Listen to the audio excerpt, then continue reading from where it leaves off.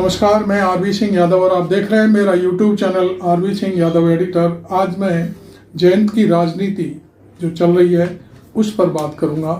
मेरठ में कुछ बड़ा बवाल हुआ है। वहाँ की पुलिस है मुसलमानों को ईद के मौके पर परेशान करने की कोशिश कर रही है। साथ ही संभल में भी जो अनूप चौधरी है, कौन है अनूप चौधरी है मालूम नहीं, वो जो सीईओ है वो भी कह रहा है कि सड़कों पर नमाज पढ़ी गई तो वो लोगों के पासपोर्ट रख लेगा, जाने क्या क्या इस तरह की बरगलाने वाली बातें कर रहा है।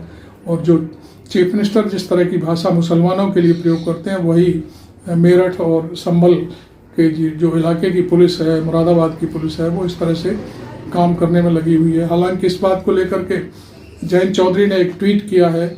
उस ट्वीट में उन्होंने कहा है कि जो 1984 में शायद एक उपन्यास लिखा था किसी ने, तानाशाही जब होती है तो सत्ता के बारे में इस तरह का एक व्याख्या की गई है। तो वो चीज़ें सामने आने के बाद लोगों को कुछ लगा है कि कुछ चैनल्स जो है इस तरह से कोशिश कर रहे हैं कि जयंत चौधरी भारतीय जनता पार्टी से अलग हो जाएंगे, लेकिन मुझे नहीं लगता कि ऐसा कुछ वो कर सकते हैं। ट्वीट करने से कुछ नहीं होता। यदि उन्हें वास्तव में मुसलमानों की फिक्र है, मुसलमानों के बारे में सोचते हैं जयंत चौधरी, तो खुल करके किसी चैनल पर बैठें और बाकायदे अपनी बात कहें। ऐसे किसी चैनल में हिम्मत नहीं है कि उनकी बात को वो प्रसारित ना करें। और कुछ नहीं तो वो चाहें तो मेरा ये वीडियो देख रहे हो तो वो मेरे से ही बात कर लें, अपना इंटरव्यू दे दें कि भाई ये पुलिस गलत कर रही है। ये तो किसी छोटे आदमी से भी बात कर सकते हैं, तो ऐसी बात नहीं है। वो किसी भी समय इतने यूट्यूबर घूम रहे हैं, उनसे भी वो कह सकते हैं अपने मन की बात, लेकिन ट्वीट करने से कुछ नहीं होता। ट्वीट करने की बातें हम जो केपी मलिक ने एक वार्ता थी उसको हमने सुना और उसको हम आपके सामने भी रखेंगे। उसमें उन्होंने कहा है कि ये सब केवल फुलझड़ी छोड़ने वाली बातें हैं।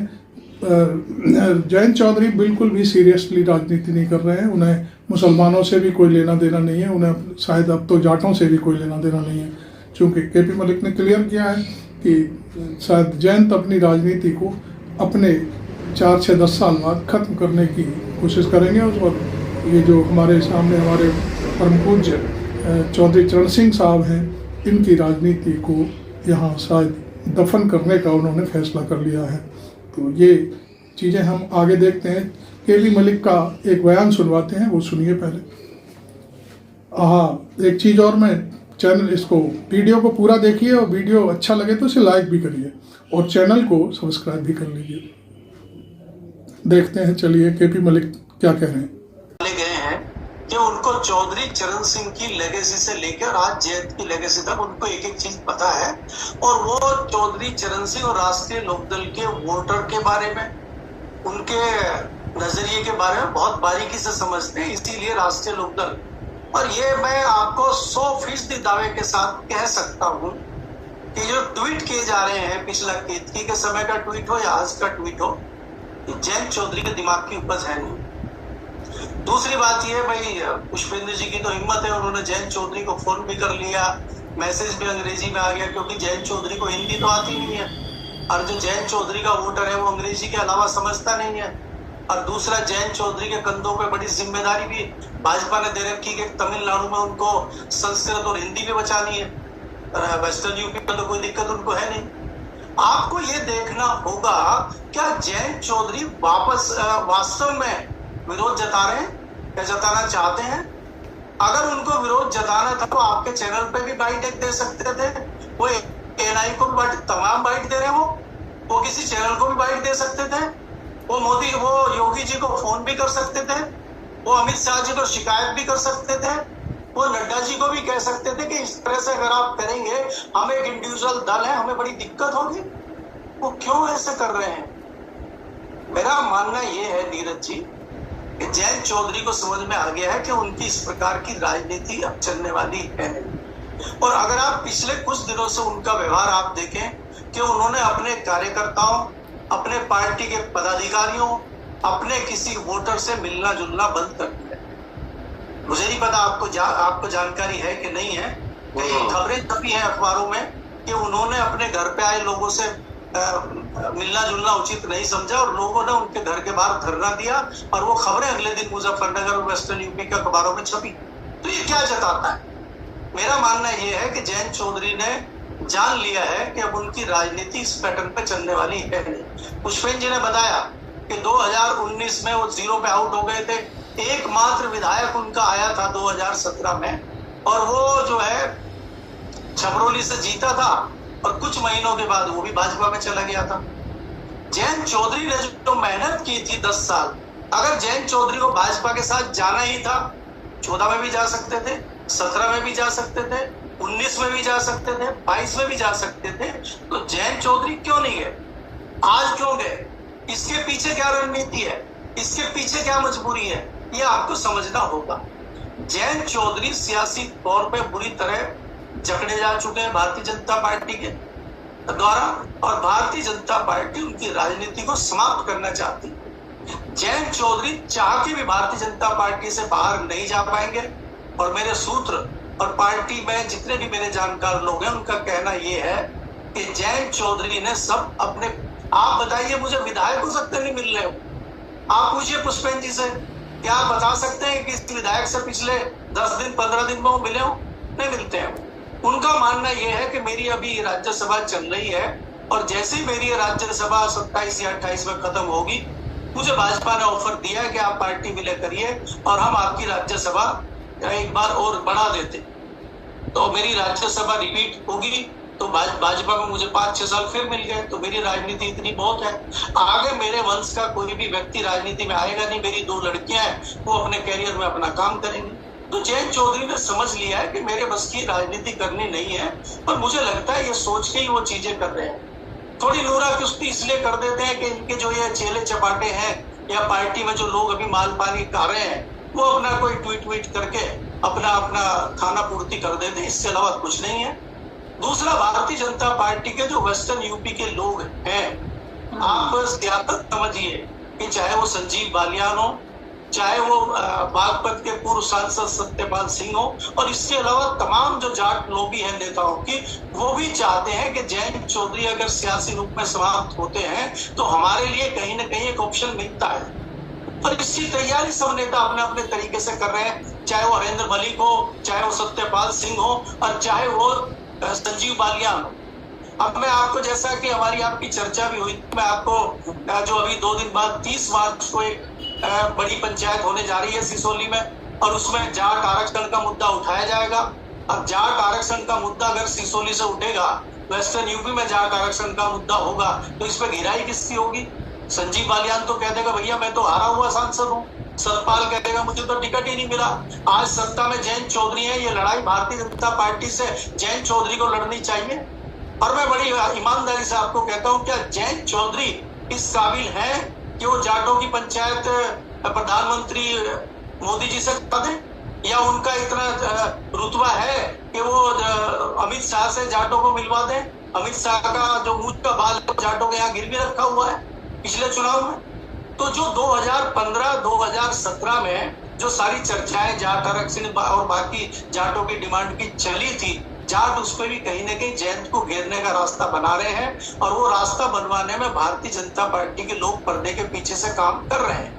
तो इसलिए मुझे लगता है कि जयंत को निपटाने के लिए चीजें हो रही हैं और जयंत चौधरी इस चीज को इसलिए नहीं समझना चाहते या इसलिए नहीं समझ रहे हैं कि वो राजनीति में, मुझे लगता है, आगे बढ़ना ही नहीं चाहते। जी, बड़े महत्वपूर्ण टिप्पणी। केपी मलिक वरिष्ठ पत्रकार हैं, देश के जाने माने, दिल्ली में उनकी बहुत राजनीति में पकड़ है, पश्चिमी उत्तर प्रदेश के रहने वाले। उन्होंने बिल्कुल साफ कर दिया जयंत की राजनीति को कि जयंत अब आगे राजनीति करना ही नहीं चाहते। वो सिर्फ और सिर्फ अपने स्वार्थ के लिए थोड़े बहुत बचे हुए हैं, उन्हें उन दिनों को वो बिताना चाहते हैं और इसीलिए वो पार्टी के लोगों से नहीं मिल रहे हैं। मतलब उन्होंने कितना स्पष्ट कर दिया। साथ ही उन्होंने ये भी कह दिया कि वही चौधरी चरण सिंह के वंशज होने के नाते वो यहीं तक राजनीति को रखना चाहते हैं, इससे आगे। उन्होंने उनके परिवार में भी ये क्लियर कर दिया कि उनकी जो बेटियां हैं वो कोई बड़ी होकर के अपना अपना कैरियर देखेंगी, उन्हें राजनीति से कोई लेना देना नहीं है। तो ये सारी चीज़ें उन्होंने क्लियर करी। अभी थोड़ी और बात उनसे हो रही है, उसको भी हम सुन लेते हैं। जिस प्रकार से समाजवादी पार्टी को फायदा मिला है 2024 के लोकसभा चुनाव में, आपकी वेस्टर्न यूपी की शामली, मुजफ्फरनगर, मेरठ भी जीतते जीतते वो लगभग रह गए। और अगर सीरियस किसी व्यक्ति को वो बागपत पे भी टिकट देते तो समाजवादी पार्टी बड़ा झटका राष्ट्रीय लोकदल को बागपत जैसी सीट पर दे सकती थी। लेकिन समाजवादी पार्टी ने नॉन सीरियस व्यक्ति को टिकट दिया, जिसका कोई लेना देना नहीं, वो शर्मा है, ब्राह्मण तो वहां बहुत कम तादाद में है, और दूसरा उसको कोई सीरियस कैंडिडेट ले नहीं रहा था। अगर आप विश्लेषण करेंगे वेस्टर्न यूपी का, तो यहाँ पे जनाधार बढ़ रहा है समाजवादी पार्टी का। और आने वाले समय में मैं देखता हूँ कि अगर जयंत चौधरी का यही रवैया रहा तो यहाँ लड़ाई जो है भाजपा वर्सेस समाजवादी पार्टी की होगी। क्योंकि सहारनपुर का अगर आप देखेंगे वो कांग्रेस के सांसद हैं, तो कांग्रेस अगर समाजवादी पार्टी दोनों मिलकर लड़ते हैं तो यहाँ पे बड़ा नुकसान जयंत चौधरी को तो होगा ही, भाजपा को भी होगा। और मैं तो ये मान के चल रहा हूँ कि भारतीय जनता पार्टी के पार्ट जयंत चौधरी बन चुके हैं। और अगर जयंत चौधरी विलय भी भारतीय जनता पार्टी में कर लेते हैं तो मुझे जयंत चौधरी को कोई बड़ा नुकसान दिखाई नहीं देता। बिना मुसलमानों के भी जयंत चौधरी भारतीय जनता पार्टी प्लस अपना जो उनका वोट है जाट का, जो अभी थोड़ा सा उहापोह की स्थिति में रहता है, जयंत के पीछे वो समाजवादी में जाता है या वो कहीं अलग लड़ते हैं तो अलग जाता है, तो एक मुश्त भाजपा में जाएगा। और जाट को कोई विरोध नहीं है भाजपा में जाने के लिए। जाट सहजता से समाजवादी पार्टी के साथ कभी नहीं जाता, लेकिन जाट सहजता से भारतीय जनता पार्टी के साथ चला जाता है। ये चाहे चौधरी अजीत सिंह का टाइम हो, चाहे जयंत चौधरी का टाइम आप देखेंगे तो ये चीजें दर्शाती हैं। तो जयंत चौधरी अगर भारतीय जनता पार्टी के साथ मिलकर भी अपनी राजनीतिक पारी खेलना चाहते हैं तो मुझे कोई बड़ा नुकसान उनका दिखाई नहीं देता है। लेकिन उसमें यह रहेगा कि वो अपने एक दो चहेते लोगों को टिकट दिला सकते हैं सांसदी का और खुद सांसद बन सकते हैं। दूसरा, वो 2, 4, 10 जो है अपने विधायकों को टिकट दिला सकते हैं भारतीय जनता पार्टी में रहते हुए। इससे ज्यादा उनकी कोई हैसियत भारतीय जनता पार्टी में होगी, मुझे इसमें थोड़ा सा संशय है।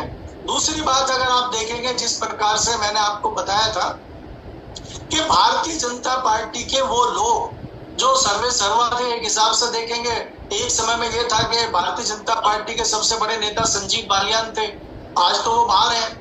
और आज भारतीय जनता पार्टी के अंदर सत्ता में भी जयंत चौधरी है और जयंत चौधरी का कद भी बड़ा होता जा रहा है धीरे धीरे। अगर कल को विलय कर लेते हैं जयंत चौधरी तो ये सत्यपाल सिंह और ये संजीव बालियान, भूपेंद्र चौधरी, इनका तो कद ही खत्म हो जाएगा।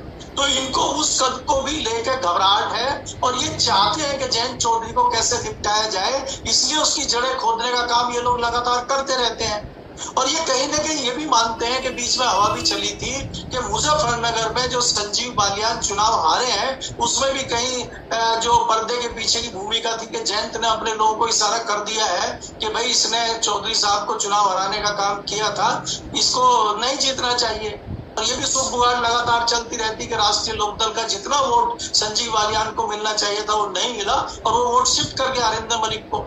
तो इस तरह की चर्चाएं भी लगातार चलती रहती हैं। लेकिन हरिंदर मलिक उस एरिया के पुराने नेता हैं, समाजवादी पार्टी के साथ जाते हैं, वो जाटों में तोड़फोड़ करते हैं, प्लस उनके साथ मुस्लिम और पिछड़ा वोट आता है, इसलिए वो हमेशा इनके लिए चुनौती बने रहेंगे।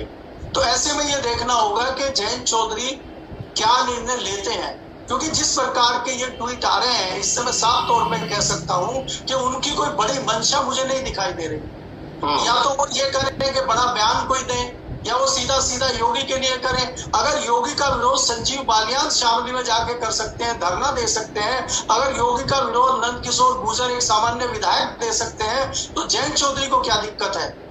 अनुप्रिया पटेल अगर योगी के विरोध में कोई बाइट दे सकती है, वो सवाल उठाती है कानून व्यवस्था पे, तो जयंत चौधरी अगर कानून व्यवस्था पर सवाल उठा, जितना देखिए मैं ट्वीट के बारे में समझता हूँ और मैं उस लेखक के बारे में समझता हूँ, इसका एक वर्ड निकलता है तानाशाही। कहीं न कहीं उत्तर प्रदेश में तानाशाही चल रही है और अफसर जो है किसी की सुन नहीं रहे। मेरे ख्याल से यही इसका मतलब है। तो यही बात आप मीडिया में आके कहिए या फोन करिए सीधा योगी जी को, आप क्यों डर रहे हैं? तो ये कहीं ना कहीं ये सवाल उठाता है कि आप खुल के मैदान में नहीं आना चाहते, लेकिन आप दिखाना चाहते हैं कि मैं विरोध कर रहा हूँ। तो ये उनकी अपनी कोई रणनीति हो सकती है जो कम से कम मुझे तो समझ में नहीं आती। तो जयंत चौधरी की राजनीति को लेकर के जो केपी मलिक ने खुल कर के जो टिप्पणी की है वो आपने सुनी। अब मैं आपको ये कहना चाहूँगा कि आखिरकार जयंत चौधरी इस तरह बीजेपी के दबाव में काम कैसे कर रहे हैं, क्यों कर रहे हैं। इससे उनका जो जाट समुदाय है वो भी काफ़ी खफा भी है। कुछ लोग हैं जो भाजपा को पसंद करते हैं, उनकी हिंदू मुस्लिम की राजनीति को पसंद करते हैं। वो बीजेपी के साथ रहने में, जयंत चौधरी के साथ रहने में उन्हें कोई दिक्कत नहीं है, लेकिन तमाम लोग ऐसे हैं जिनके, चूँकि पश्चिमी उत्तर प्रदेश में जाट और मुस्लिम का जो गठजोड़ था और जिसको हमारे जो चौधरी साहब, जिनकी तस्वीर मेरे पास सामने है, मेरे साथ है, इन्होंने राजनीति की और वो देश के नामी गिरामी नेता बने। किसान नेताओं के रूप में उनका नाम आज भी है, स्वर्णिम अक्षरों में लिखा जाएगा, और भूतपूर्व प्रधानमंत्री के रूप में उन्हें दुनिया जानती है। किसानों के लिए जब वो प्रधानमंत्री बन गए थे और उस समय उन्हें किसी ने बताया था कि पुलिस उत्तर प्रदेश में FIR नहीं लिख रही है, तो वो इटावा का एक थाना था बकेवर, वहाँ बिल्कुल सिंपल कपड़ों में और चले गए और पूरा उन्होंने जो प्रधानमंत्री का काफिला होता है उसे पीछे छोड़ करके वहाँ पर जाकर के पूरे थाने को सस्पेंड किया था। और वहाँ उनसे रिपोर्ट लिखने के लिए 40 रुपया उस समय शायद मांगा गया था। तो उन्होंने जब FIR लिखी तो उसमें नीचे अपनी जेब में मोहर थी प्रधानमंत्री पद की, वो उनमें ठप्पा लगाया तो वहाँ हड़कंप मच गया। तो इस तरह का नेता इस दुनिया में रहा हो, उस नेता का जो पौत्र इस तरह की राजनीति कर रहा हो कि वो सुन रहा हो सारी चीज़ें।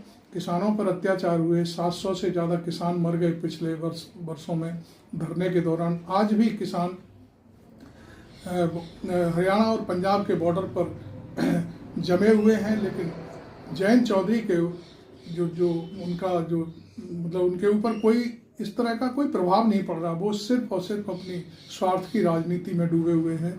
केपी मलिक ने बिल्कुल साफ साफ शब्दों में कहा है कि उन्हें शायद अब आगे राजनीति करनी भी नहीं है, क्योंकि उनके 2 बेटियां हैं और वो उन्होंने बाकायदे क्लियर किया है। और उन बेटियों को तो यह कि अपना जॉब करेंगी और मस्त रहेंगी, उन्हें कोई, तो उनका ये कहना है कि चौधरी चरण सिंह की वंशावली शायद जयंत चौधरी के बाद खत्म हो जाएगी। उन्होंने ये भी कहा कि जो अभी 28 या 27 में उनकी जो राज्यसभा खत्म हो रही है, जिसके बलबूते पर वो इस समय मंत्री हैं उसमें केंद्र सरकार में, वो और आगे बढ़ाने के लिए उनको ऐसा लग रहा है कि शायद मोदी का ही रहेगा पूरी ज़िंदगी भर, या पूरी जब तक ये चलेगा सारा बीजेपी रहेगी तब तक।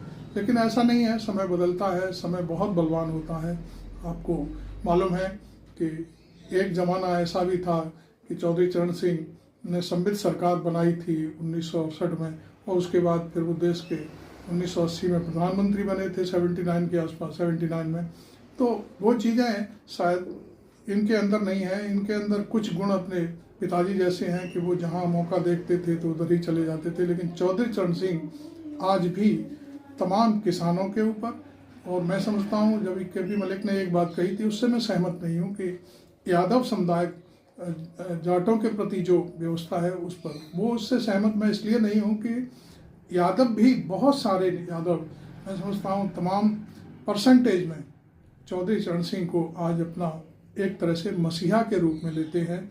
और चूँकि मैं आपको बता देता हूँ कि 1970 में जब यादवों को आरक्षण मिला था 15%, तब चौधरी चरण सिंह ने ही ये व्यवस्था करवाई थी। चौधरी राम नरेश यादव जो चीफ मिनिस्टर थे उस समय, इस बात को लेकर के लोग आज भी मानते हैं कि चौधरी साहब ने यादवों के लिए भी बहुत कुछ किया था। और फिर मुलायम सिंह ने जो सत्ता संभाली बाद में, तो मुलायम सिंह ने भी उनको अपना गुरु माना था, पॉलिटिकल गुरु माना था। और वो आज तक उनका परिवार, खासतौर पर अखिलेश यादव भी चौधरी चरण सिंह को अपना बहुत कुछ मानते हैं। और इसी के चलते उन्होंने शायद जयंत चौधरी ये भूल गए हैं कि राज्यसभा में उन्हीं की बलबूते वो पहुंचे थे। और तमाम चीज़ें हैं, लोग कहते हैं कि अखिलेश यादव ने जयंत को धोखा दिया, ऐसा बिल्कुल कुछ कहीं से भी नहीं है, कोई ये बात साबित नहीं कर सकता।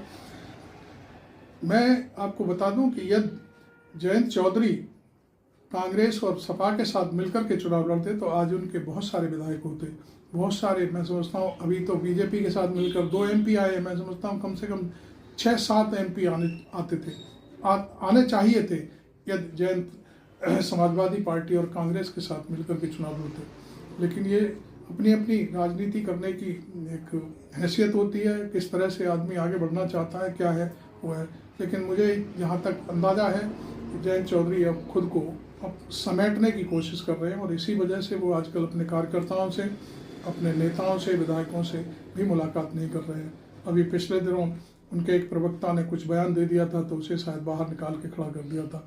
खैर, अब मुझे भी लगता है कि जयंत चौधरी की राजनीति ख़त्म समझो और उनके बयान का उनका कोई अब शायद वजूद नहीं बचा है और ये भारतीय जनता पार्टी जयंत की राजनीति को ख़त्म करने में पूरी तरह से सफल होती दिखाई दे रही है। तो खैर, वीडियो आपको कैसा लगा ज़रूर बताएं और लिखें हमको कि आप कहाँ से ये वीडियो देख रहे हैं। और मैं समझता हूँ कि अब आप को ये सारी चीज़ें अच्छी लगी होंगी तो आप मेरे चैनल को भी सब्सक्राइब कर सकते हैं हमारी रिपोर्टिंग को ध्यान में रखते हुए। Thank you very much. मैं आरवी सिंह यादव।